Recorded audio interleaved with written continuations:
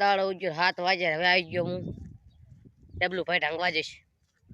તાતા મારા ગામનું આપેલું મંદિરે 2 દાડા તબલીક હતી ઢાંગવા દાયરા. હવે लगे पानी मोड़ू धोता वाड़े. ये हमारा गांव का स्विमिंग पूल. इधर छोकरा नावा आवे બધું આવે. ये मेरा स्विमिंग पूल. पानी पी लूं.